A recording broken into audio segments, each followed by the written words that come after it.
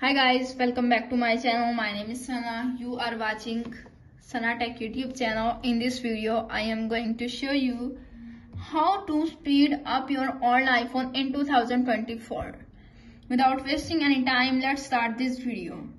Speeding up your old iPhone in 2024. Here are 4 tips to help you boost your old iPhone's performance. First solution is update to the latest iOS version. Ensure your iPhone is running the latest iOS version. Go to Setting app, tap on General, tap on Software Update. If update is pending, download and install the update and problem is fixed.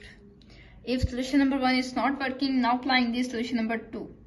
Solution number 2 is clear cache and storage.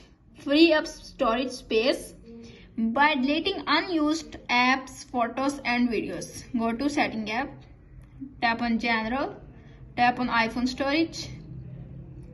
iPhone storage and iCloud usage to manage your storage and problem is fixed. If solution number 2 is not working, now applying this solution number 3. Solution number 3 is disable animations and graphics. Go to Setting app, tap on Accessibility, tap on Motion, enable and disable and problem is fixed. If solution number 3 is not working, now applying this solution number 4.